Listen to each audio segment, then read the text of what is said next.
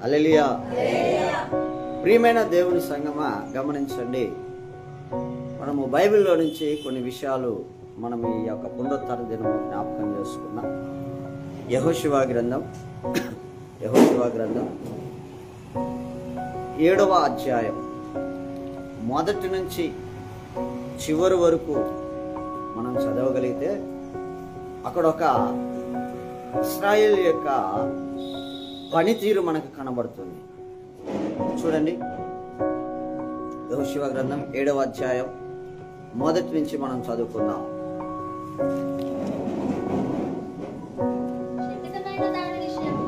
శక్తమైన దాని విషయంలో ఇశ్రాయేలీలు తిరుగుబాటు చేసిరి. ఎట్లంటే యూదా గోత్రములలో జెరహు మునిమనువుడును జబ్ది మనముడును కర్మీ కుమారుడునైన ఆకాను శపితము చేయబడిన దానిలో కొంత తీసుకొనెను కనుక యెహోవా ఇశ్రాయేలీల మీద కోపించెను. యెహోషువ, మీరు వెళ్ళి దేశమును వేగి చూసి రండి. బేతేలు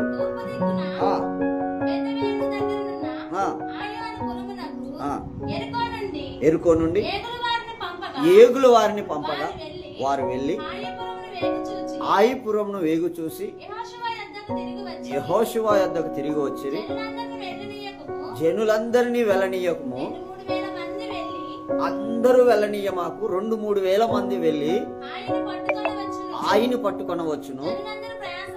జనులందరూ ప్రయాసపడి అక్కడికి వెళ్ళనేలా వారు కొద్దివారిగా ఉన్నారు.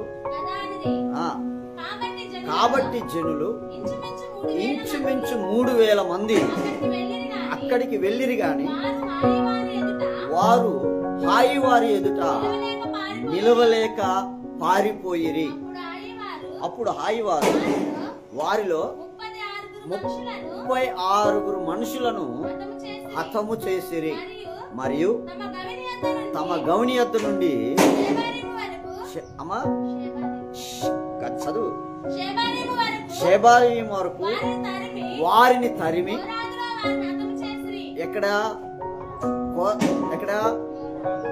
మోరాదులో వారిని హతము చేసిరి. కాబట్టి జనుల యొక్క గుండెలు కరిగి నీరైపోయెను. యెహోషువ తన బట్టలను చింపుకొని తానును ఇశ్రాయేలు పెద్దలను సాయంకాలం వరకు యెహోవా మందసం ఎదుట నేల మీద మొక్కములు మోపుకొని తమ తలల మీద ధూళి పోసుకొని, అయ్యో ప్రభువా, యెహోవా మమ్మను నశింపచేయునట్లు అమోరీల చేతికి మమ్మల్ని అప్పగించుటకు ఈ జనులను ఈ యోర్దాను నీవెందుకు దాటించితివి? మేము యోర్దాను అవతల నివసించుట మేలు. ప్రభువా, కనికరించుము.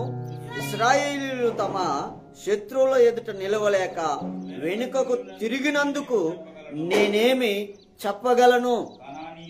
కనానీయులను ఈ దేశ నివాసులందరూ విని మమ్మల్ని చుట్టుకొని మా పేరు భూమి మీద ఉండకుండా తుడిచివేసిన ఎడల ఘనమైన నీ నామమును గూర్చి నీవేమి చేయదు అని ప్రార్థింపగా యెహోవా యెహోషువతో ఇట్లనెను, లెమ్ము, నీవేళ ఇక్కడ ముఖము నేల మోపుకొందువు.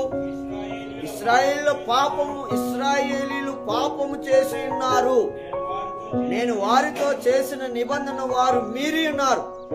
శక్తమైన దాన్ని కొంత తీసుకొని దొంగిల్లి బొంకి తమ సామాన్లలో దాన్ని ఉంచుకొని ఉన్నారు. కాబట్టి ఇశ్రాయేలీలు శాపగ్రస్తులై తమ శత్రువుల ఎదుట నిలవలేక తమ శత్రువుల ఎదుట వెనుకకు తిరిగిరి. శాపగ్రస్తులైన వారు మీ మధ్య ఉండకుండా, చూడండి, శాపగ్రస్తులైన వారు మీ మధ్యన ఉండకుండా మీరు వారిని, ఎవరు?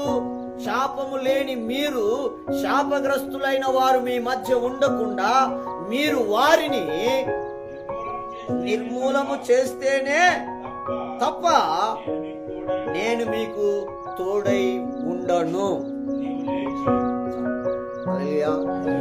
నేను మీకు తోడై ఉండాలి అని అంటే శాపగ్రస్తులైన వారు మీ మధ్య ఉండకుండా మీరు వారిని నిర్మూలము చేయాలి. ఏం చేశారంట వాళ్ళు? బొంకారంట. ఏం చేశారు వాళ్ళు?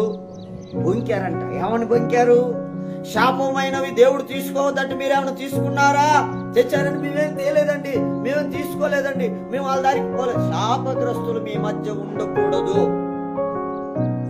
ఎవరు ఉండకూడదమ్మా?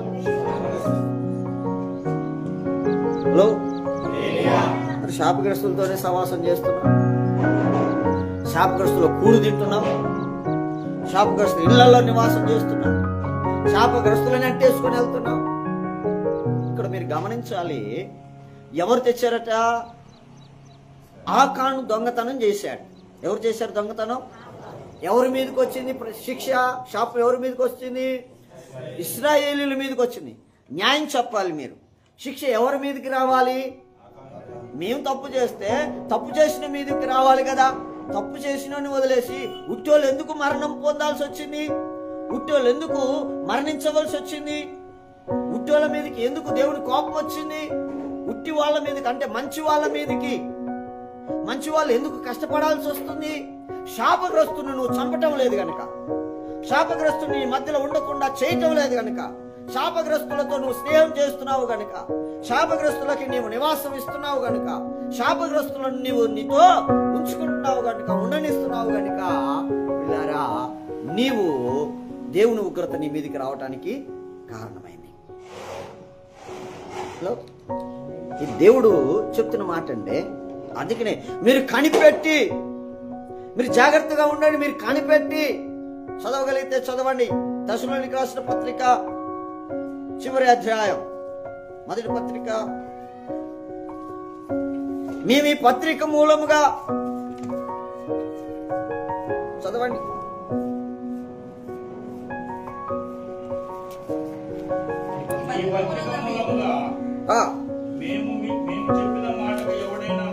రెఫరెన్స్ చెప్పండి. 3వ అధ్యాయము, 2వ పత్రిక 3వ అధ్యాయము 14వ వచనం 13 నుంచి. సహోదరులారా, మీరైతే మేలు చేటులో విసుకవద్దు. ఈ పత్రిక మూలముగా మేము చెప్పిన మాటకు ఎవడైనను లోబడని ఎడల అతన్ని కనిపెట్టి అతడు సిగ్గుపడు నిమిత్తము అతనితో సాంగత్యము చేయకూడదు. ఆకాను ఏం చేస్తున్నాడు? తప్పిదం చేశాడు. ఆకాను చెప్పబడిన, యెహోషువ చెప్పబడిన మాటలను మీరి జీవిస్తున్నాడు. అతనితో మీరు సాంగత్యం చేయకూడదు. అతడు సిగ్గుపడినట్లు చూసే వాళ్ళందరూ అతడు తప్పు చేశాడని తెలియాలి. బొంకాడు అని అంటే అర్థం ఏంటి? వాళ్ళు అడుగుతున్నారు, వాళ్ళకి డౌట్ వచ్చింది, లేదా వాళ్ళు ఏదో చూశారు, అతడు చేయకూడదు చేసింది చూశాడు, వాళ్ళు అడిగారు. వాళ్ళు అడిగినప్పుడు వీళ్ళు ఏం చేస్తున్నారంటే బొంకుతున్నారు. మేము దొంగతనం చేయలేదండి, మేము అవి తీసుకోలేదండి, ఇవి తీసుకోలేదండి. బొంకారు. బొంకారంటే అడిగారని అర్థం. అడిగారంటే వారికి డౌట్ వచ్చిందని అర్థం. డౌట్ కాదు, చూశారు. హల్లెలూయా. వాళ్ళు అడిగినప్పుడు, బొంకినప్పుడు, వాళ్ళు తెలిసినప్పుడు పిల్లారా, వీళ్ళు ఏం చేయాలి? వాళ్ళతో సహవాసం చేయకుండా ఎడంగా ఉండాలి. కానీ ఎడంగా ఉండకుండా ఏం చేశారు? వాళ్ళు వాళ్ళలో కలిసిపోయి దొంగని బయటికి రాకుండా లోపల కప్పి పెట్టారు. అందుకని శిక్ష వారి మీదకి వచ్చింది. శిక్ష ఎవరి మీదకి వచ్చింది? మంచి వారి మీదకి, అనగా ఇశ్రాయేలు మీదకి. తప్పు చేసిన వాడు బాగానే ఉన్నాడు. యుద్ధమునికి వెళ్ళి శత్రువు ఎదుట పారిపోయి రావాల్సిన పరిస్థితి వచ్చింది. ఆ యుద్ధంలో 36 మంది మరణము పొందవలసి వచ్చింది.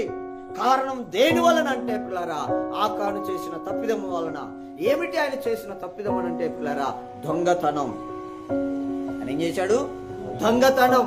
ఏ దొంగతనం? శబ్దమైన వాటిలో ఏది కూడా మీరు ఆశించొద్దంటే ఆకాను అక్కడ మీరు చూస్తే పిల్లరా, వస్త్రమును చూచి బంగారమును వెండిని దొంగిల్లి తీసుకొచ్చి తన గుడారములు భూమిలో దాచినని రాస్తాడు. హల్లెలూయా. ఆ వ్యక్తి చూసి వీరు అడిగారు, కానీ వారు ఒప్పుకోలేదు. కానీ ఒప్పుకొని వారిని వీళ్ళేం చేయాలి? చెప్పబడిన దానికి లోబడలేదని గ్రహించి వారితో సాంగత్యాన్ని మానాలి. మానకుండా వారితో స్నేహాన్ని చేశారు. వారిలో ఒకరిగా కలుపుకున్నారు, కనబడకుండా చేసుకున్నారు. చాలా మంది చూడండి, సమయపాలన లేకుండా ప్రార్థనకు వచ్చేసి అందరిలో కలిసిపోతారు. అన కదా, కనిపెట్టాలి. ప్రైజ్ లాడ్ తర్వాత ఇచ్చినప్పుడు ఎవడు కూడా ఇవ్వద్దు. ప్రార్థన ఆలస్యంగా వచ్చినవాడు, ఉపవాస ప్రార్థనలకు రాకుండా, దేవుని వాక్యాన్ని వినకుండా, దేవుని సంగతి నిర్లక్ష్యం చేసి సేవకుడు నడిపింపడకు లోబడకుండా తిరుగుతున్నవాడు మందిరంలోకి వచ్చినప్పుడు, ఆ తర్వాత మంచివాడు అనగా సేవకుని మాట ప్రకారం నడిచేవాడు అతనితో సహవాసం చేయకూడదు. బైబిల్ నీకు అప్పగించింది ఆ బాధ్యత. ఏమని చెప్పింది? ఏమని చెప్పింది బైబిల్?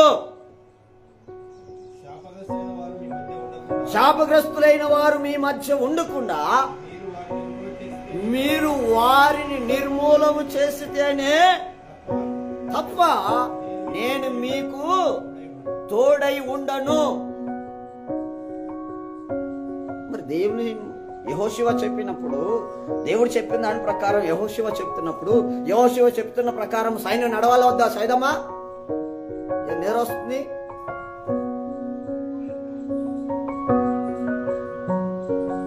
నీకు బాధ్యత ఉండాలా వద్దా? నీ క్రమం ఉందా లేదా? దేవుని సన్నిధిలో నువ్వు ఉన్నావు, దేవుడు నీ మధ్య ఉన్నాడు, నిన్ను నడిపించడానికి ఒక నాయకుడు ఉన్నాడు. అతడే నేటి కాలంలో సేవకుడు. ఆ సేవకుడి యొక్క ఉపదేశాన్ని నువ్వు త్రోసిపుచ్చి నడుస్తున్నావు అంటే నీవు శక్తమైన వాడివి కాదా? నువ్వు దుర్మార్గుడవు కాదా? నువ్వు దుష్టుడవు కాదా? నువ్వు అపవాదివి కాదా? నువ్వు దేవుణ్ణి నిర్లక్ష్యం చేస్తున్న వాడివి కాదా? ఇశ్రాయేలు నాశనం అవటానికి ప్రధాన మూలధారుడు కాదా? సంఘము చెదిరిపోవటానికి ఆది స్తంభముగా నిలబడ్డవాడు కాదా? సాతానికి అనుచరుడవు కాదా? జనకుడవు కాదా? నువ్వు సాతానికి ఎవరు? నువ్వు ఎవరు? నువ్వు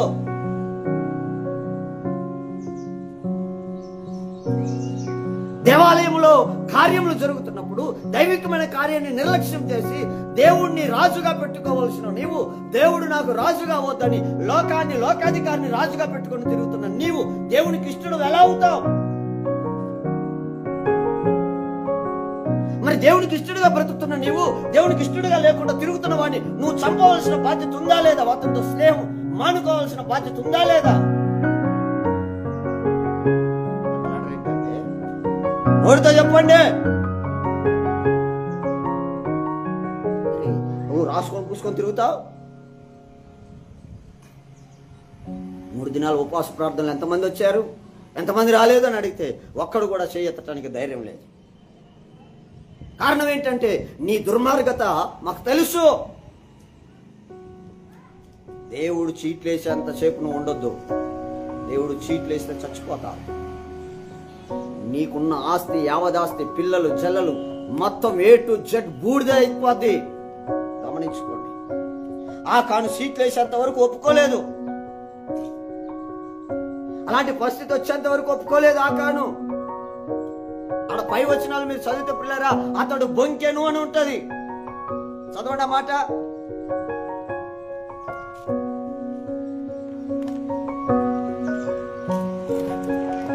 ఎంత చెప్తే స్త్రీ నాకు చదివారుగా.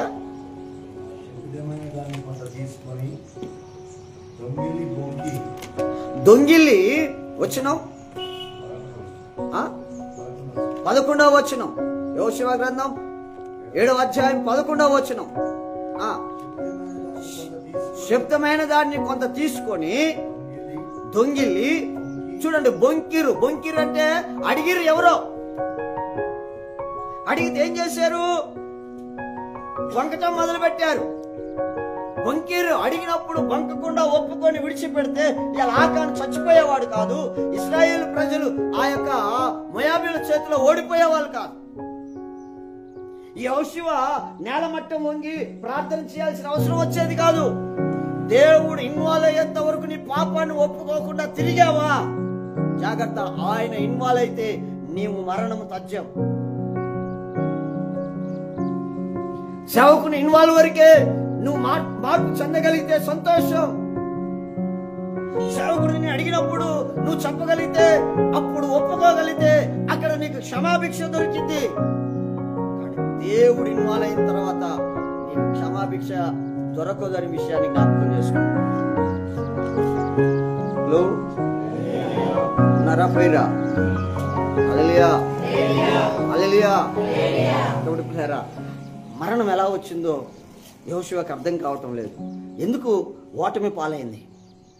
ఎందుకు సంఘం విచ్ఛిన్నమైంది? ఎందుకు శత్రువు చేతిలో నుంచి సైన్యం పారిపోవాల్సి వచ్చింది? వాళ్ళు వేగు చూసిన వాళ్ళు ఏమని చెప్పారు? అయ్యా వాళ్ళు చాలా కొద్ది మంది, కాబట్టి ఇంతమందిగా మనం వెళ్ళటం అంత అవసరం ఆ ప్రజల మీదకి అవసరం లేదు, కాబట్టి కొద్ది మందిగా వెళ్తే సరిపోద్ది, వాళ్ళు ఓడించగలం అని చెప్పారు. వాళ్ళ మాటలు విని, వేగు చూసిన వారి మాటలు విని ఆయన 3000 మందిని యుద్ధానికి పంపిస్తే ఆ 3000 మంది ఎందుకు పారిపోయి రావాల్సి వచ్చింది అని యెహోషువ ఆలోచించడం మొదలు పెట్టాడు. సమాధానం ఎవరు చెప్తారు? సంఘం చెప్పడం లేదు. ఆయన అడుగుతున్నాడు, వాటి కారణం ఏంటి? మీరేమైనా పాపం చేశారా, మీరేమైనా దోషం చేశారా అని అడిగితే సంఘం దాన్ని దిద్దుకోవటం లేదు, ఒప్పుకోవటం లేదు, మార్పు చెందడానికి ఇష్టపడటం లేదు. ఇప్పుడు అంతమందిలో ఎవరినైనా అనగలం, ఎవరిని చెప్పగలం అని సేవకుడు ఆలోచన చేశాడు. దేవుని దగ్గరికి వెళ్ళాడు. ఏంటి ఆ పరిస్థితి? ఏంటి? నన్నేం చేయమంటావు? 40 రోజుల ఉపవాసంలో నేను అడిగింది దేవుని అదొకటే, నా ప్రేమను వాళ్ళకు తెలియచేయి. నేను వచ్చాక వాళ్ళు బ్రతకే అవకాశం కలిగేలా వాళ్ళు ఉండాలి. నేను వచ్చి వాళ్ళని పరలోకం తీసుకెళ్లేలా ఉండాలి. అంటే నా ప్రేమ ఎప్పటి వరకు ఉంటుందో, నా ప్రేమ ఎప్పుడు పనిచేస్తుందో. ప్రేమమైన అని చెప్పేసి అన్నిసార్లు నా ప్రేమ పనిచేయదు. నా ప్రేమ పనిచేయడానికి ఒక అవకాశం ఉంది. ఆ పరిధిలో ఉన్నప్పుడే క్షమాపణ కోరుకోగలిగితే నా ప్రేమ వాళ్ళకు దొరుకుతుంది. ఆ ప్రేమ పరిధి దాటినాక వస్తే నా ప్రేమ కాదు, నా ఉగ్రత వాళ్ళ మీదకి వస్తుంది. దేవుని ప్రేమ ప్రీతమా గమనించండి. ఆశీర్వదించిన చెయ్యి శపించటానికి వెనకాడేది కాదు. ఇశ్రాయేలు ప్రజల్ని మీరు గమనించినట్లయితే బాలాకు యొక్క ధనమునకు బిలాము లోబడి వాళ్ళని శపించడానికి వెళ్ళినప్పుడు మీరు గమనించినట్లయితే వారిలో ఏ వంకరతనం కనబడకపోవడం చేత ఆశీర్వదించి వచ్చారు. ఇశ్రాయేలులో వంకరతనం లేనప్పుడు సేవకుని ఆశీర్వాదం నీ మీదకి వస్తుంది. అదే వంకరతనం వారిలో ప్రవేశించినాక అదే సేవకుని నోటి నుంచి శాపం వచ్చిన ఇశ్రాయేలు మీదకి రాలేదా? ఇశ్రాయేలు శపించబడలేదా? నీకేది కావాలని కోరుకుంటున్నావు? సేవకుని నోట వచ్చిన ఆశీర్వాదం చూసి వెర్రవిగిపోయి ఆ సేవకుని మాట నిర్లక్ష్యం చేసి తిరుగుతున్నావా? అదే సేవకుని నోట శాపం వచ్చిన కూడా రాగలదు. ఆ శాపం వచ్చినాక నీ పరిస్థితి ఏంటి? నీ కుటుంబం పరిస్థితి ఏంటి? నీ పిల్లల పరిస్థితి ఏంటి? నీ వంశం పరిస్థితి ఏంటి? గమనించండి. భయం తెచ్చుకొని బ్రతకటం నేర్చుకోండి. నీవు జీవిస్తున్నది జీవం కలిగిన దేవుని సంఘములో, జీవం గల దేవుని చేతిలో నువ్వు ఉన్నావు. బైబిల్ అంటుంది జీవం కలిగిన దేవుని చేతిలో పడుట భయంకరం. నువ్వే ఆయన మీద పడు. ఆయన నీ మీద పడితే తునకలైపోతావు. ఆయన నీ మీద పడకముందే నువ్వు ఆయన పాదాల మీద పడగలిగితే పిల్లరా క్షమించబడతావు, కనికరించబడతావు, ఆదరించబడతావు, ప్రేమించబడతావు, ఆశీర్వదించబడతావు. ఆయన వచ్చి నీ మీద పడ్డదాకా చేసుకోమాకు. మూలాలు కూడా లేకుండా పోతావు. ఈ కానాను ఎంత జరిగినా కూడా వచ్చేసి యెహోషువ కాళ్ళ మీద పడి అడగలేదు. అడిగాడండి? అడగలేదు. ఏంది, ఎందుకు జరిగింది, ఇట్లా ఎలా అయింది, ఎందుకు ఓటమి పాలయ్యాం అని ఆయన ఎంత చెప్పినా, ఎంత ప్రయత్నించినా ఎక్కడి నుంచి ఎవరు ఒప్పుకోరు. ఎవరు ఒప్పుకుంటారు? మీరు ఒప్పుకుంటారా? మీరు సాతాను సంబంధాలు అంటే ఎవరైనా ఒప్పుకుంటారా? మీరు దేవుని సంబంధాలు అంటే ఒప్పుకునేందుకు ఇష్టపడతారు కానీ ఉట్టి మాటలకి ఎక్కువ ఇష్టపడతారు కానీ నిజానికి మీ నడకలు ఎలా ఉన్నాయో మీకు తెలీదా? తెలిసి కూడా మీరు ఒప్పుకుంటారా? ఒప్పుకో. కణానికి తెలుసు తప్పు చేసావని. నేను ఒక్కనే చేసిన, ఇంతమంది జనం ఇంకెవరు చేయలేదా, నేను ఒక్కనే తెచ్చినాను అని అనుకొని ఉండవచ్చు. హలో, అవునా కాదండి? నాకల్లా నేనే ఎందుకు పోయి నా తప్పు నేనే ఎందుకు చెప్పుకొని, నేనెందుకు బ్లేమ్ అవ్వాలి, నేనెందుకు దొరకాలి, చూద్దాంలే అన్నట్టుగా అయి ఉండొచ్చు. హల్లెలూయా. దేవుని దగ్గర ప్రార్థన చేస్తున్నాడు సేవకుడు. ఈ 40 రోజులు ఉపవాసంలో ప్రార్థన చేస్తున్నప్పుడు నా ప్రియులారా, నా దేవుడు చెప్తున్నాడు, ఏంటయ్యా పరిస్థితి ఏంటి, నన్నేం చేయమంటావు?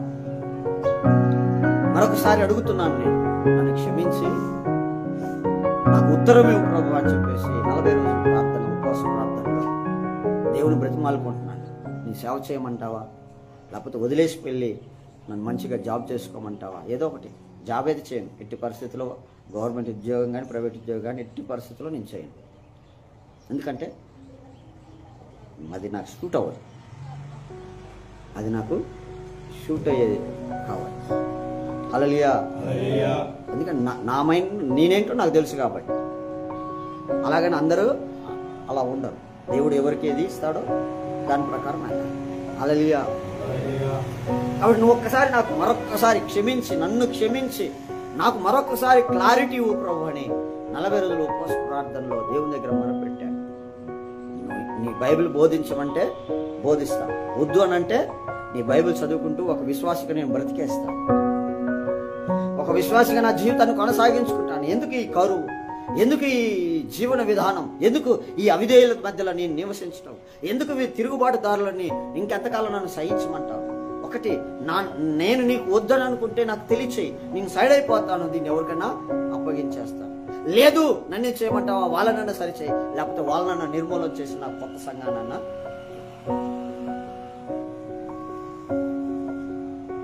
హల్లెలూయా.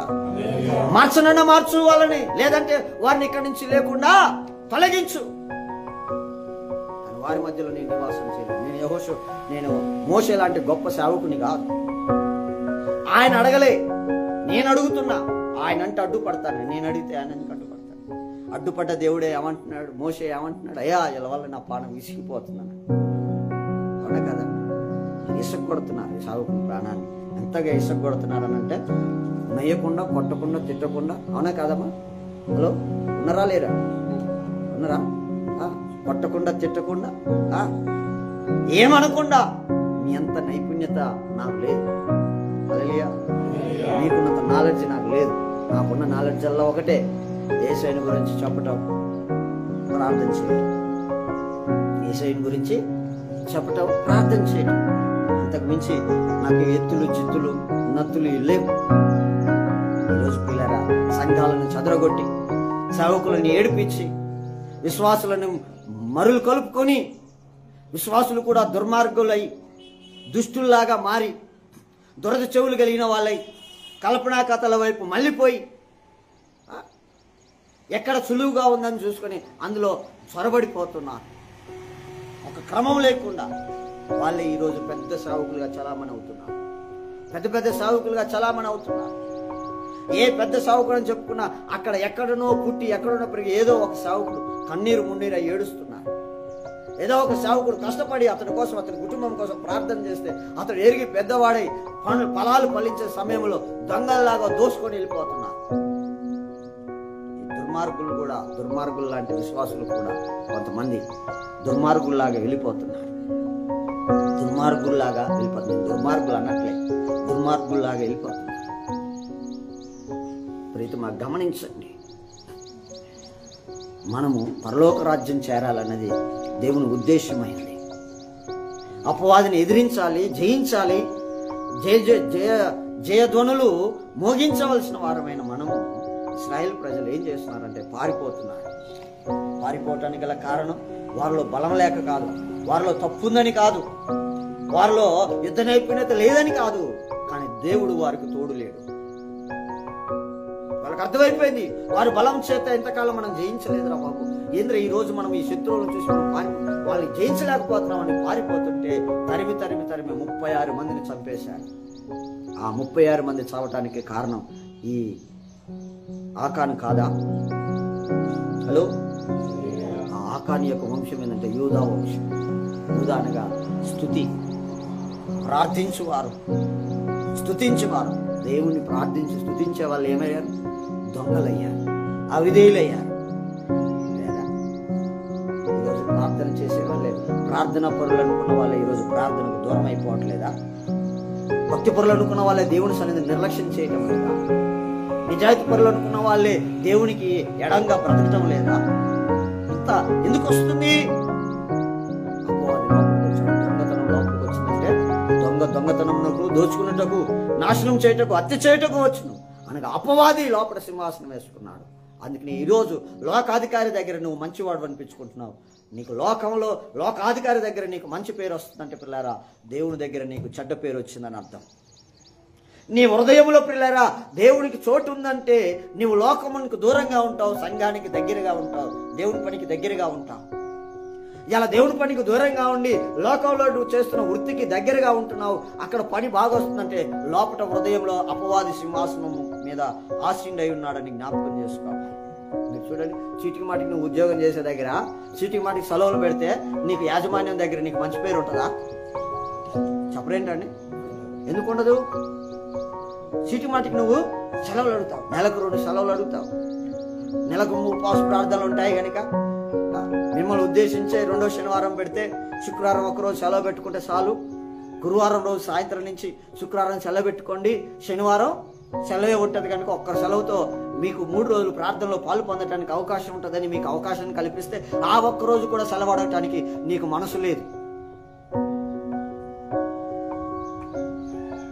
అవునా కాదా?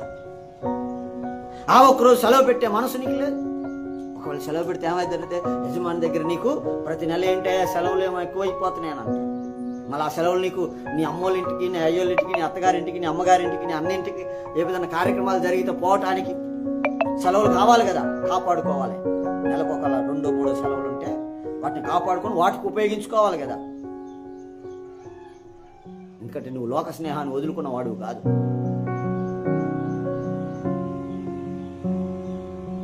హలో,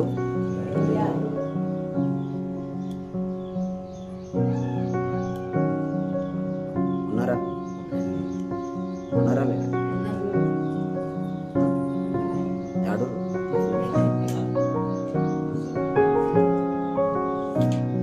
మాట్లాడరేంటండి? యాడున్నారు? ఆ ఉన్న 2 సెలవులు వాడుకోవాలి. దేవుడి సన్నిధి అంటే నిర్లక్ష్యం. ఆ సెలవులు కాపాడుకుని ఉపవాస దినాలు ఉంటాయి, సంఘంలో కార్యక్రమాలు ఉంటాయి, ఆ కార్యక్రమాలకు వాడుకుందామని ఉండదు.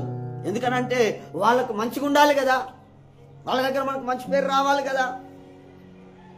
సంఘంలో అయితే ఉందిలే, ఎవడేమంటాడు, మనం ఎవడేమంటాడు. నిన్ను ఒకటి గుర్తుంచుకో, నీవు ఖచ్చితంగా దేవుడు ఎంటర్ అవుతాడు. ఆయన ఎంటర్ అయితే నీ పిల్లలు కూడా ఎవడు కూడా లేకుండా నిర్మూలం అయిపోతాడు. ఆయన ఎంటర్ అయిన దాకా మీరు చేసుకోవాలి. ఆ కానీ అలాగే అనుకున్నాడు, చూద్దాంలే ఎవడు ఉన్నాడులే అని బొంకారు. ఆయన ఎంటర్ అయ్యాడు ఎప్పుడో తెలుసా? నీకోసం ఆయన ప్రార్థన చేసినప్పుడు.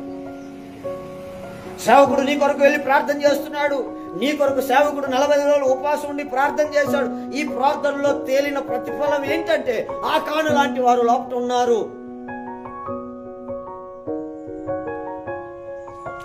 ఈ ఆకానికి ప్రేమను నేర్పాలి.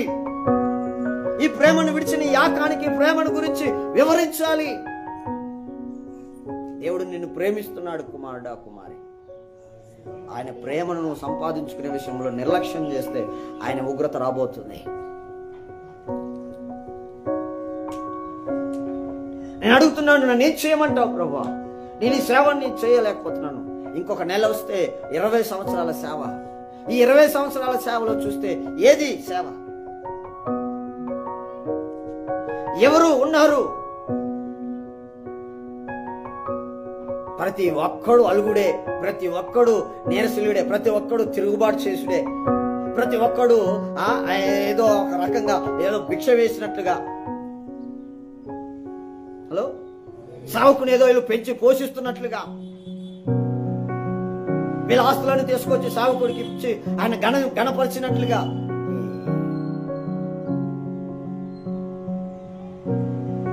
నిర్బంధంగా ఎవడు రమ్మన్నాడు? బలవంతంగా ఎవడు రమ్మన్నాడు? ఆయన ఎవరిని నిర్బంధం పెట్టలే. మీరు బైబిల్ అంతా చదువుకోండి. ఆయన ఎవరిని కూడా నిర్బంధం పెట్టలే, ఆయన ఎవరిని కూడా బలవంతం చేయలే, ఆయన ఎవరు కూడా ఆటంకపరచలే, ఆయన ఎవరిని కూడా ఒత్తిడి చేయలే. ఆయనే చేయలేదు. నేను ఎందుకు చేస్తాను సేవకుడిగా? మీరు చదవగలిగితే పిల్లరా, అక్కడ యెహోషువ చెప్పాడు అంతే. గమనించండి, కిందకి వచ్చిన వాళ్ళు మీరు చదివితే ఆయన చెప్పి వదిలేశాడు. అక్కడ ఆపాము, అక్కడ చదవండి.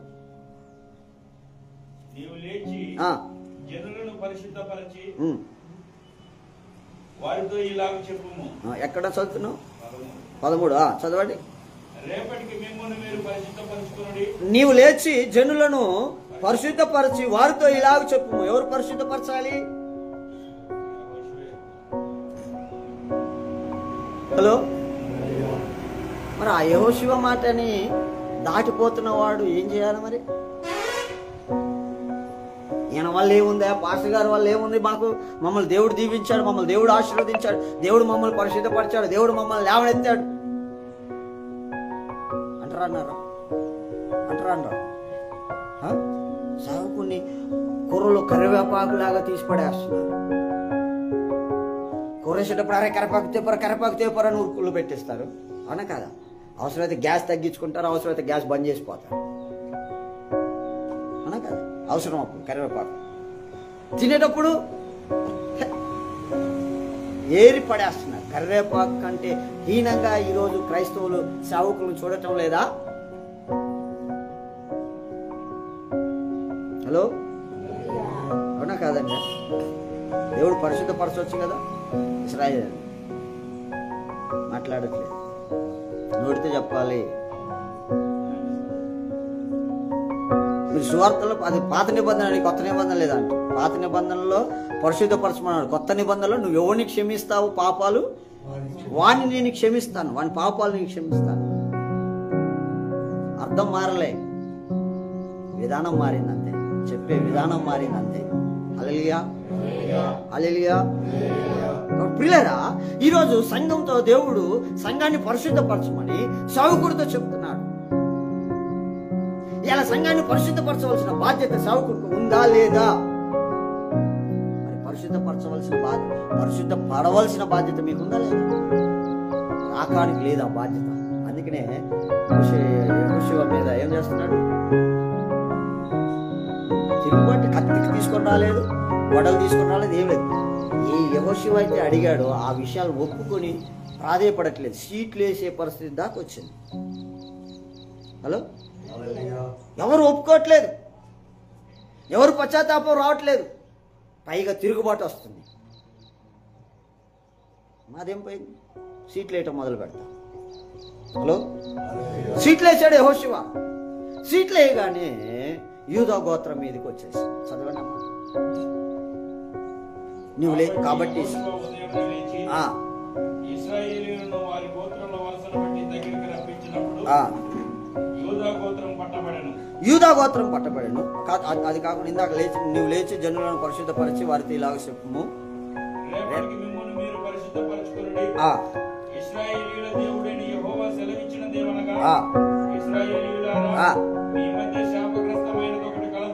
మీ మధ్య శాపగ్రస్తమైనది ఒకటి కలదు,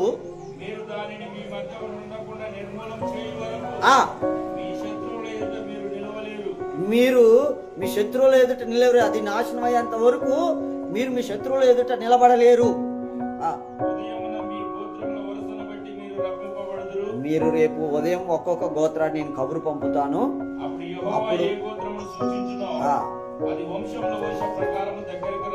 రేపు నేను చెప్తాను, ఒక్కొక్క గోత్రం రావాలని చెప్తాను. చెప్పినప్పుడు మీరు అందరూ ముందుకి రావాలి. అయ్యగారు, మీరు చెప్పిన మాట వాస్తవమే, కానీ ఇవాళ రాలేనండి, రేపు వస్తాను ముందే చెప్తున్నాం. ఫలానా రోజు ఉపవాస ప్రార్థన రాలేనని ఎలా చెప్తాం? యెహోషువ అప్పటికప్పుడు రమ్మని చెప్పాలి. అప్పటికప్పుడు రమ్మన్నా కూడా రావాలి. కానీ ఇక్కడ అప్పటికప్పుడు చెప్పలేదు. రేపు మీరు ఒక్కొక్క గోత్రం చొప్పున నేను మిమ్మల్ని పిలుస్తాను, మీరు రావాలి. హలో, రావాలవుతా? రావాలి. వచ్చాక మీరేం చేయాలి? దేవుడు తెలియజేస్తాడు. అప్పుడు ఒక్కొక్క గోత్రం వచ్చి అప్పుడైనా మరి అప్పుడు సడన్ గా పిలవకముందే వచ్చి మోషే దగ్గర ప్రాధేయపడితే ఆ వ్యవహారం ఎలా ఉంటుంది? యూదా గోత్రం దొరికింది. అప్పుడైనా కానాను వచ్చాడా? యూదా గోత్రం దొరికినప్పుడు అరే మా గోత్రం దొరికిందంటే నేను దొరికిపోతాను అని భయం రావాలిగా. నేను ఒక్కడనే మా గోత్రంలో చేసిన, మా గోత్రం మా వాడు కూడా వాడిట్టుండి ఈడట్టు నాకు తెలీదా? ఇదంతా నీకెందుకు రా, నువ్వు చేసింది నువ్వు ఒప్పుకోరాదు. హల్లెలూయా. వాళ్ళ గోత్రం దొరికినాక కూడా అతనిలో ఏమంటారు దాన్ని, చలనం లేదు. హల్లెలూయా. వాళ్ళు పొట్టబడ్డాక కూడా చలనం లేకుండా తిరుగుతున్నారు. నన్ను నేను మరి నిన్నే అనకపోతే ఎవడిని అంటారు? దొంగతనం చేసి నిన్ను కాకపోతే ఎవడిని అంటాడు? తిరుగుబాటు చేసి నిన్ను కాకపోతే ఎవరిని అంటారు? మరి నన్నే అన్నట్టు మళ్ళీ మొఖం మీద ముట్టకాయ వేస్తే నీ అమ్మ మళ్ళీ మూతి పనులు కూడాలి అన్నట్టు ఉంటుందా ఉండదా? హలో, ఈయనేమనుకుంటున్నాడు? నన్నే అంటున్నాడు అనుకోవట్లే. నేను ఒక్కనే ఉన్నాను అనుకుంటున్నాడు. నన్నే అనుకున్నా బాగుండు, ఒక భయం అనేది వచ్చేది లోపల, అవునా కదండి? ఇప్పుడు మీ దగ్గరకు వచ్చేసి ఆ వాక్యం నా గురించే చెప్పారు అన్నోని ఏం చేయాలి? మరి నీ గురించి చెప్పినప్పుడు నువ్వు మారాలి. మారకపోతే మాత్రం మర్యాద దక్కదని నువ్వే కదా నిర్మూలన చేయాలి. వాళ్ళు మీ మధ్య ఉండకుండా నిర్మూలన చేయాల్సిన బాధ్యత నీదే కదా. నా గురించే చెప్పాడు, అబ్బా నీ గురించే చెప్పాడు అన్నోని నువ్వేం చేయాలి? నిర్మూలన చేయాల్సింది నువ్వేగా. నీ గురించి ఎందుకు చెప్తాడబ్బా? అది దేవుడి మాట అని అనొద్దు. నీ గురించే చెప్పేది. వాడికి తెలిసింది కదా నా గురించి చెప్పాడని. అప్పుడు నువ్వేం చేయాలి? వాడి స్వభావాన్ని నిర్మూలన చేయాలి. ఆ వాక్యం నువ్వు కూడా విన్నావు కదా, ఆ వాక్యం నీకు అర్థమైంది కదా. అలా ఉంటే నీకు శిక్ష వస్తుంది కదా, ఇలా ఉంటే దీవెన వస్తుంది కదా. మరి ఆ దీవెన నీకు రావాలని అంటే ఇగో ఇలా నుంచి నువ్వు తప్పుకోవాలి. లేకపోతే వాడి వల్ల నీకు మరణం వస్తుంది.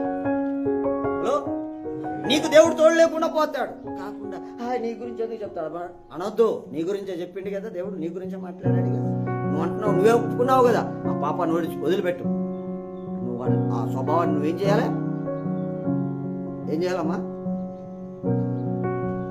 నిద్రపోవాలి.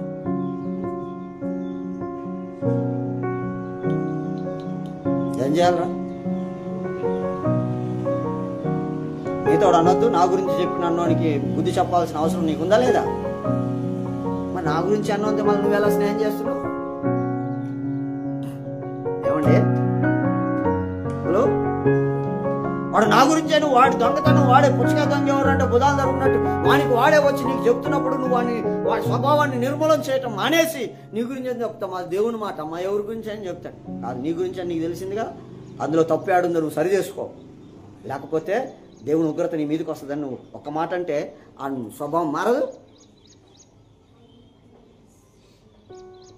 మళ్ళీ మీరేదో సావుకుని కాపాడుతున్నట్టుగా ఫీల్ అయ్యి నీ గురించి అయ్యారు ఎందుకు చెప్తాడమ్మా? నీ గురించి అయ్యా చెప్పేదే మీ గురించి. నేనే డైరెక్ట్గా చెప్తుంటే ఇంకా నువ్వు అలా చెప్పిన ఏదో పెద్ద మర్మాలు కలిగి గ్రహింపు ఉన్నట్టు మిగతా వాళ్ళ గ్రహింపు లేనట్టుగా. అసలు గ్రహింపు లేని దేవుడి కంటే నిర్మూలన చేయాల్సిన నీకే. మంచివాడికే గ్రహింపు లేకుండా పోతుంది. చెడ్డోడు తమాష గ్రహించుకొని నా గురించి చెప్పాడు వాక్యం అని అంటుంటే, మంచోడు నువ్వు గ్రహించుకొని ఏం చేయాలమ్మంటే నువ్వేం గ్రహించుకోవాలి? అరే ఆ స్వభావం నేనే కదా నిర్మూలన చేయాలి. అది తప్పు కదా, మరి సరి చేసుకోమ్మా. ఆ వాక్యంలో 2 భాగాలు వచ్చినాయి. ఆ భాగంలో నీ గురించి అని బాధపడుతూ చెప్తున్నాడంటే అర్థమైంది ఆ చెడు వానిలో ఉందని అర్థం. వాక్యం మంచి నువ్వు బట్టి అయితే ఆనందిస్తాడు. నేరస్థాపన చేస్తున్నాడంటే చెడు ఉందని. మరి ఆ చెడు నీకు శిక్షనిస్తుంది. నీ వల్ల మా అందరికి కూడా శిక్ష వస్తుంది. మార్చుకుంటావా? మార్చుకో. లేకపోతే దేవుని ఉగ్రత నీ మీదకి, నీ పిల్లల మీదకి వస్తుంది. నువ్వు చెప్పొద్దు. చెప్పకపోగా మళ్ళీ ఏమే ఎంత పెద్దగా మర్మాలు చేసినాడు, చావుకుని అడిగేలు వేసుకొని కాపాడుకుంటూ వస్తున్నట్టుగా ఆయన నీ గురించి ఎందుకు చెప్తాడు? మా దేవుడు వాక్యం, దేవుడు అలా మాట్లాడాడు.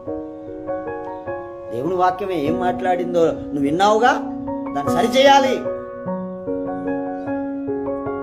వాక్యం నీతో మాట్లాడుతుంది. నేను చెప్పువారమే కానీ చేయించువారం కాదు. చేయించాల్సిన బాధ్యత ఎవరిది? నీది. హలో, ఏం చేయాలి? నీవు శక్తమైన వారిని నిర్మూలము చేయవలసిన బాధ్యత నీకుంది. ఆ లక్షణాలను నువ్వు నిర్మూలన చేయవలసిన బాధ్యత నీకుంది. చదవండి, ఆ మాట చదవండి. ఎక్కడ చదివాము? ఏమన్నాడు? శాపగ్రస్తులైన ఒకటి కలదు, మీరు దానిని మీ మధ్య నుండకుండా నిర్మూలము చేయి వరకు మీ శత్రువుల ఎదుట మీరు నిలవలేరు. వాళ్ళని ఖండించకపోతే మీరు శత్రువు ఎదుట నిలబడలేరు. వాడు మీ మీద జయం పొందుతూనే ఉంటాడు, మీరు పారిపోవాల్సి వస్తుంది. దారులు పట్టుకొని వాడు ఏం చేస్తుంటే నువ్వు ఈ దారిన వెళ్ళిపోవాల్సి వస్తుంది, పారిపోవాల్సి వస్తుంది. అలాంటి పరిస్థితి మనకు అవసరమా? హలో, క్రైస్తవులుగా మనకు ఆ పరిస్థితులు అవసరమా? కాబట్టి నువ్వు చేయవలసిన బాధ్యతల్ని నువ్వు సక్రమంగా చేయాలి. ఆ మాట యెహోషువ చెప్పినాక ఉదయమున మీ గోత్రంలో వరుసను బట్టి మీరు రప్పించబడుదురు.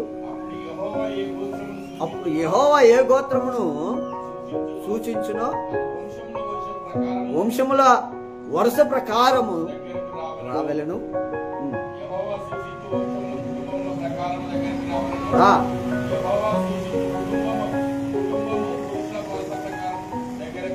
కుటుంబము పురుషుల వరుస ప్రకారం, అంటే పెద్దవాడి నుంచి చిన్నవాడి వరకు వరుస ప్రకారం రావాలను.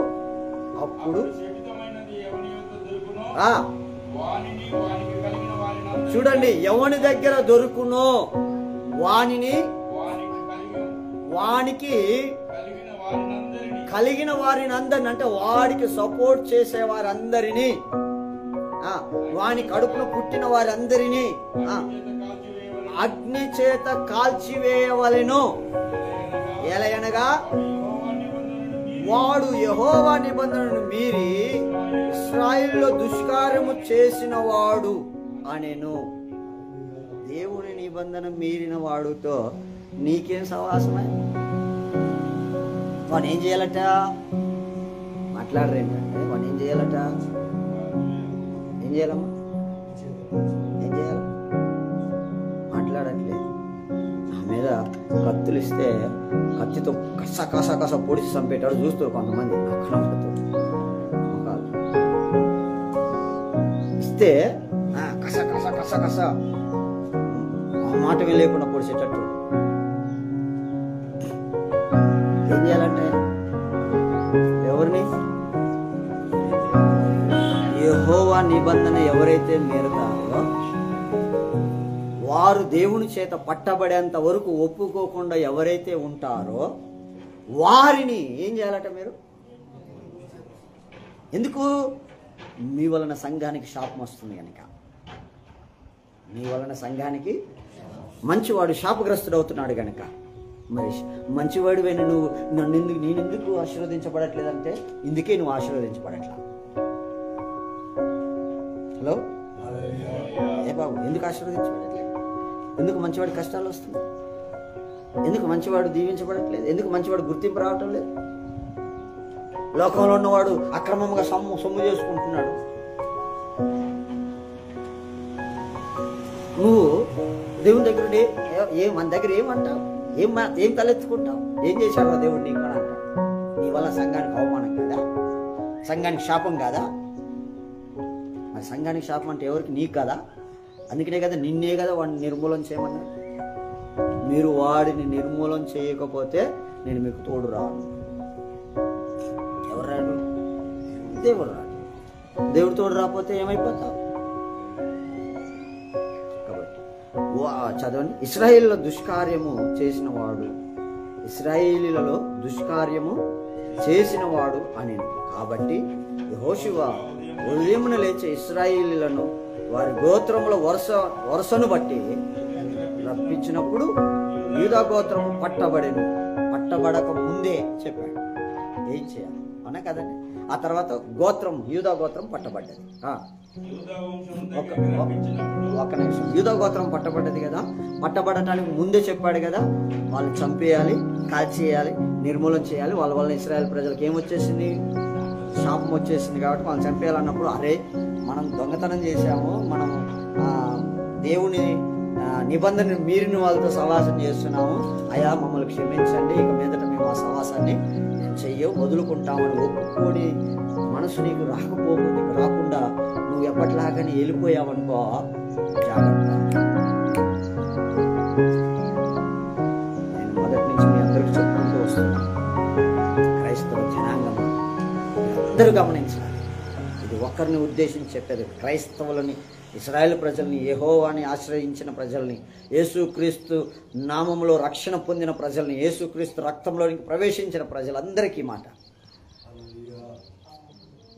గమనించండి. వాళ్ళని అగ్ని చేత కాల్చివేయాలి, అంతేనా? కాబట్టి యెహోషువ ఉదయమున లేచి ఇశ్రాయేలును వారి గోత్రంలో వలసను బట్టి దగ్గరికి రప్పించినప్పుడు ఆ యూదా గోత్రం పట్టబడెను. పట్టబడెను. యూదా వంశం దగ్గరికి రప్పించినప్పుడు ఆ జరాహీల వంశం పట్టబడెను. చూడండి, యూదా గోత్రం వచ్చిన తర్వాత జరాషీ వంశం వచ్చేసింది. వంశం వచ్చినప్పుడైనా రావాలి కదా, గోత్రం పట్టబడ్డప్పుడైనా రావాలి, అప్పుడు రాలేదు. వంశం పట్టబడ్డప్పుడైనా రావాలి కదా, అప్పుడు కూడా రాలేదు.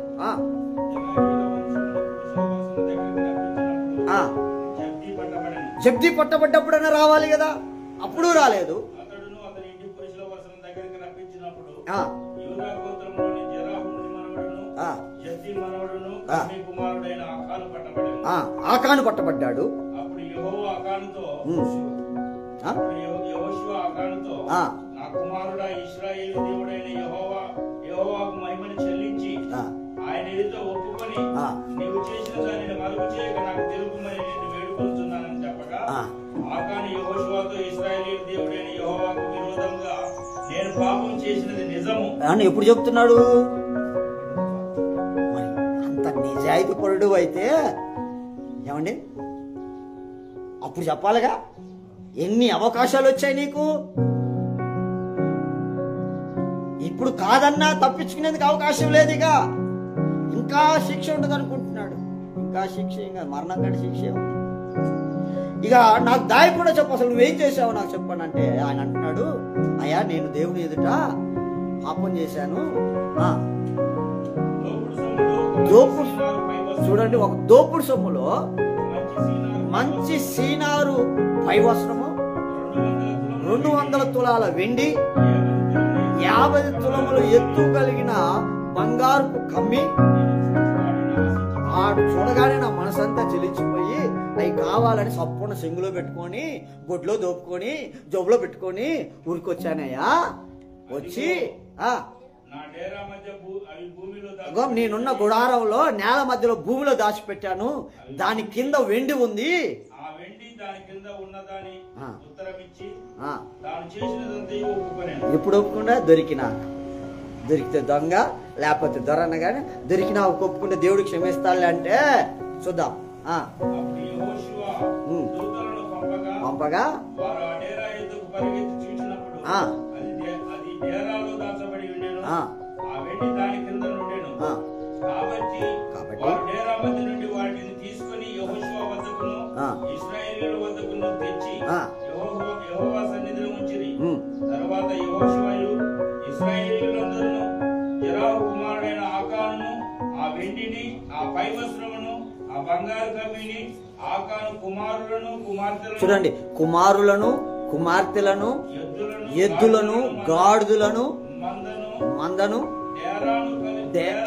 డేరాను, వానికి కలిగిన సమస్తమును పట్టుకొని ఆకోరులోయను తీసుకొని వచ్చి,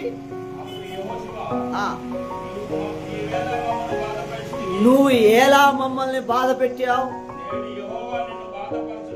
ఇవాళ దేవుడు నిన్ను ఖచ్చితంగా బాధపడుచును. వారిని రాళ్లతో కొట్టిన తర్వాత అగ్ని చేత కాల్చి వారి మీద రాళ్లను పెద్ద కుప్పగా వేసి అది నేటి వరకు ఉన్నది. అప్పుడు యెహోవా కోపోద్రేకము విడిచిన వాడై మలుకొనెను. చాడండి, ఎప్పుడు దేవునికి కోపం చల్లారిందట. నీ మీద ఆయనకు కోపం లేరా, నువ్వు చేసిన తప్పిదానికి నీ పిల్లలు నాశనం అవుతున్నారు. దొరికాను కదా, ఒప్పుకుంటే కనికర సంపన్ను విడిచిపెడతాడు కదా, క్షమిస్తాడు కదంటే అది ఒక పరిధి ఉంది. ఆ పరిధిలో నువ్వు ఒప్పుకొని విడిచిపెట్టాలి. ఆ పరిధి దాటి నాకు నువ్వు ఒప్పుకున్న ప్రయోజనం ఏమి? కానా ఒప్పుకున్నాడా లేదండి? ఎప్పుడు దొరికినాక ఒప్పుకున్నా ఉపయోగం లేదు, ఒప్పుకోకపోయినా దొరికిపోయావు. నీ ఒప్పుకుంటేనేమో లెక్క అది వేరు, ఒప్పుకోకపోతే పిల్లల నీ ఇల్లంతా శోధ చేస్తారు, నీ వాతావరణం అంతా శోధ చేస్తే దొరకదా? అప్పుడు ఇంకా ఎక్కువ మొత్తం నిన్ను ఆ ఊరు నుంచి దూరంగా తీసుకెళ్ళి, ఆ లోయలోకి తీసుకెళ్ళి అక్కడ నిన్ను చంపి కాలేసి బూడిదేసి అక్కడ రాళ్ళు కుప్పేసి ఒక గుర్తుగా నీకు పెట్టారు. ఇప్పటికీ ఉందట. ఎలాంటి స్థితిలోకి దిగజారిపోతున్నావో తెలుస్తుందా క్రైస్తవుడా? ఎలాంటి పరిస్థితి, ఎక్కడ ఉండాల్సిన వాడివి ఎక్కడికి వచ్చావు, ఎక్కడికి దిగజారావు? అలాంటి వాడు ఎందుకు వచ్చాడయ్యా సంఘంలోకి? అలాంటి వాడు ఎందుకున్నాడయ్యా అని అంటే పిల్లారా, ఎలాంటి వాడైనా అపవాదికి చోటేస్తే పిల్లారా అలాంటి పరిస్థితుల్లోకి దిగజారిపోతాడు. ఎందుకంటే సెల్ఫ్ కాన్ఫిడెన్స్ ఎక్కువైపోతుంది. దేవుడితో పని లేదు, సేవకుడితో పని లేదు, జ్ఞానం ఎక్కువైపోయి ఉప్పొంగి చేస్తుంది. సేవకుడు లేకుండానే నేను ఆశీర్వదించబడ్డాను, సేవకుడు తెలియకుండానే నేను సంపాదించుకున్నాను, సేవకుడికి దీనికి ఎలాంటి సంబంధం లేదు అని విర్రవిగే ఒక స్వభావం లోపలికి వచ్చేసింది. ఆ రోజున దేవునికి నువ్వు దొరుకుతావు. ఇశ్రాయేలు ప్రజలారా గమనించండి, యుద్ధం చేసి వాళ్ళు నిర్మూలన చేయకపోతే ఆయన కోపం మీ మీద చల్లారదు. ఆయన కోపం మీద చల్లారకపోతే ఆయన నీతో రాడు. ఆయన నీతో రాకపోతే విజయం ఎక్కడిది? శత్రువు ఎదుటి నుంచి పారిపోవాల్సి వస్తుంది. అపవాది నిన్ను తరుముతూ ఉంటాడు. నువ్వు ఎంత దూరం అని పరిగెత్తుతావు, ఎంత పరిగెత్తగలిగిన వాడైనా సరే పిల్లరా, కొంత సమయానికి లేదా కొంత దూరానికి అతడికి అలిపిరి రాక తప్పదు. అలిపిరి వచ్చినప్పుడు సాతానికి దొరకక తప్పడు. మీరు ఆలోచన చేసి మీ జీవితాలను సరిచేసుకుంటారా, లేకపోతే ఆకానులాగా ఉగ్రతకు పాలవుతారా? దేవుని కోపేద్రేకంలో మరణించాలని అనుకుంటున్నారా, లేదా కోపేద్రేకంలో తప్పించబడాలనుకుంటున్నారా? మీకు ఒక విషయం చెప్తున్నాను ఇశ్రాయేలు, తప్పు చేసినోడు ఎలాగో ఒక రోజు చచ్చిపోతాడు, నాశనం అవుతాడు అన్నాడు. పట్టిన పెట్టి ఆయనతో స్నేహం చేసి నువ్వు నాశనం అవుతావా? వాళ్ళ మధ్యలో నువ్వు సంచరిస్తూ వాళ్ళని ఖండించకుండా, వాళ్ళని నిర్మూలన చేయకుండా, వాళ్ళ లక్షణాలని దూరపరచకుండా వారి లక్షణాలను ఏకీభవించుకొని వెళ్ళిపోతావా? గమనించు. కనికరం లేకుండా చంపేశారండి. హలో, ఉందా లేదా? బైబిల్ మాట మనకు చెప్పినప్పుడు, బైబిల్ చెప్పినట్టు మనం నడవాలా వద్దండి? మరి ఈరోజు నువ్వు నడుస్తున్నావా? గమనించు. అందుకని వాక్యం చెప్తుంది, దేవుని నిబంధనకు లోబడితే విజయం మనకు దొరుకుతుంది. దేవుని నిబంధన నిర్లక్ష్యం చేసి తిరిగితే నాశనం నీకు వస్తుంది. ఏది కావాలి నీకు? ఇదంతా కూడా యెహోషువ చెప్పినట్లుగా చేశారు. యెహోషువ దేవుడు చెప్పినట్లుగా చేశారు. మరి ఈరోజు సంఘము సేవకుడు చెప్పినట్లు నడుస్తున్నారా? మరి నడవకపోతే నీ పరిస్థితి ఏంటి? నడిచే నీవు వాళ్ళని నిర్మూలన చేయాలి. నడవని వారితో నువ్వు జాగ్రత్త పడాలి. వారిని కనిపెట్టి వారికి సిగ్గు వచ్చినట్లు, వారు మార్పు చెందినట్లుగా వారితో స్నేహాన్ని మానుకోవాలి. వాళ్ళ శుభవచనాన్ని తీసుకోవటం వదిలేయాలి.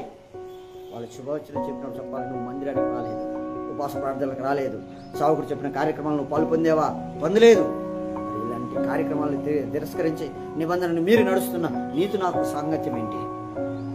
అవి చేసి నాకు ప్రైజ్లాడు చెప్పు, లేకపోతే నోరు మూసుకొని ఆమె వెళ్ళిపో, నా ముందు ఉండొద్దు. నువ్వు అసలు చెప్పి గద్దించగలిగితే, వాళ్ళని హెచ్చరిక చేయగలిగితే, వాళ్ళని సరి చేయగలిగితే, ఒకరి దోషాలను ఒకరు ఒప్పుకొని విడిచిపెట్టగలిగితే, ఒకరిని ఒకరు ఓదార్చుకొని ధైర్యపరచుకోగలిగితే, ఒకరినొకరు క్రమపరచుకోవటం దేవునికి నచ్చుతుంది. అంతేకాని పిల్లారా ఒక తప్పులో ఒకరు దాచిపెట్టుకోవటం కాదు. హలో, ఆకాన్ని సపోర్టుగా నిలిచిన వారు పిల్లారా చివరికి తప్పిదం దొరికినాక వాళ్ళు ఏమైపోయారంటే వాళ్ళందరూ కలిసి ఆకాన్ని వారి పిల్లలతో సహా, అయ్యా ఆకాన్ చేసిన తప్పు నన్ను ఏం చేయమంటావు అయ్యా అని అంటే ఖుషిబినాయి. హలో, అర్థమవుతుందా లేదా? చెప్పండి, ఆకాన్ చేశాడు కానీ పిల్లలు చేశారా? అక్కడ ఆకాన్ చేశాడని ఉంది. హల్లెలూయా. వాళ్ళ కుటుంబాలకు తెలియకుండా ఉంటుందంటవా? చెప్పలేంటండి. ఇంట్లో గొడారంలో పాతి పెడుతున్నప్పుడు, గుడ్డ తీసి పాతి పెడుతున్నప్పుడు తెలియదంటవా? చెప్పలేదంటవా? తెలియదంట. చెప్పరా? మా ఆస్తి ఎంత ఉందో నీ కొడుకులకు చెప్పరా? నీ పిల్లలకు చెప్పరా? చెప్పినప్పుడు ఇది తేవద్దన్నాడు కదా డాడీ, నువ్వెందుకు తెచ్చావు డాడీ అని అడగొద్దా? అడిగినా ఏదో సాక్షి చెప్పాడు అనుకో, వెంటనే వచ్చి సేవకుడు యెహోషువకు చెప్పాలా వద్దా? ఏయ్ పిల్లలు చెప్పాలా వద్దురా? మేము మీ నాన్నలు తప్పులు చేస్తే, వాక్యానికి భిన్నంగా చేస్తే మీరు వచ్చి చెప్పాలా వద్దా? ఎవరికి చెప్పాలి? సేవకుడికి వచ్చి చెప్పాలి. చెప్పాలా వద్దమ్మా? మా అమ్మ ఇట్లా మాట్లాడుతుంది డాడీ, మా నాన్న ఇట్లా మాట్లాడుతున్నాడు డాడీ, ఇట్లా వినట్లే డాడీ అని మీరు చెప్పాలా వద్దా? చెప్పకపోతే మీ వాళ్ళతో సహా మీరు కూడా నాశనం అయిపోతారు. అదే చెప్తే ఇంత దూరం వచ్చేది కాదు కదా, సరి చేసేవాడు కదా యెహోషువ. ఎందుకు మాకు ఇంత దుఃఖం? ఇప్పుడు యెహోషువకి ఆకాన్ చనిపోయినందుకు బాధ లేదంటారా? అందుకే నన్ను అడిగి ఎందుకు మాకు ఇంత దుఃఖం చేశారు? మా చేతులారా మేమే మా పిల్లలని మిమ్మల్ని చంపుకునే పరిస్థితి ఎందుకు తెచ్చారు మీరు? అయ్యో, మీ ద్వారా ఎన్ని యుద్ధాలు జరిగాయి, ఎంత మేలు జరిగింది, ఎన్ని దుఃఖులు మీరు విజయానికి సహకారులుగా నిలబడ్డారు. ఇవాళ ఎందుకు ఇలాంటి పరిస్థితి మాకు దుఃఖాన్ని తెచ్చిపెట్టారు అని అంటూనే వారిని వదిలేశాడా? ఏమంటే అంత దుఃఖం ఉన్నప్పుడు వదిలేయచ్చు కదా, పక్కన ఉంటామంటది ఏమంటే అందుకుంటుంది. అంత నిజంగా దుఃఖం ఏమంటే వదిలేయచ్చు కదా, వదిలేయచ్చు అన్నదాన్ని కూడా అల్లపడేయాలా? వారికి సంబంధించిన వాళ్ళందరినీ చంపేయడం లేదా? వదిలేయచ్చు అన్నవాడిని కూడా తీసుకొచ్చి అల్లేయాలి. వాడికి సంబంధించిన వాడు ఉండకూడదు, వాడు మళ్ళీ వాడు కొరుకుండే శిక్ష విధించే టైం వచ్చినప్పుడు పిల్లలు ఎవరిని కూడా సేవకుడిని దేవుని మాటకి భిన్నంగా నడిచిన వాడిని ఖండిస్తున్నప్పుడు, సేవకుడు తీర్మానం తీసుకుంటున్నప్పుడు, నిర్ణయం తీసుకుంటున్నప్పుడు అది దేవుని మాటని సపోర్ట్ చేసి మాట్లాడకుండా ఆ నిర్ణయాన్ని తప్పుపట్టి మాట్లాడుతున్న ఎవడైనా సరే ఆ నిర్ణయంలో వాడి భాగస్తులని గమనించి వాడికి దూరంగా ఉండాలి. అందుకని కనిపెట్టి జీవించాలి. దేవుడు మనకు తోడు రావాలంటే పిల్లరా, దేవుని నిబంధన మీరిన వాడు ఎవరో గమనించి వారిలో ఉన్న దేవుని నిర్ణయాన్ని, మీరే గుణాన్ని నిర్మూలన చేసి అతన్ని మంచివాడిగా చేసి దేవుని యొక్క కోపేద్రేకాన్ని మాన్పివేయాలి. అప్పుడు దేవుడు మనకు తోడుగా ఉంటాడు. అప్పుడు మన జీవితంలో విజయం తాండవం చేస్తుంది. అలాంటి జీవితం, విజయంతో కూడిన జీవితం దేవుడు మనకి అనుగ్రహించుగాక. ప్రార్థన చేద్దాం. స్తోత్రం. హల్లెలూయా, హల్లెలూయా, హల్లెలూయా, హల్లెలూయా. అందరూ మోకరించాలి.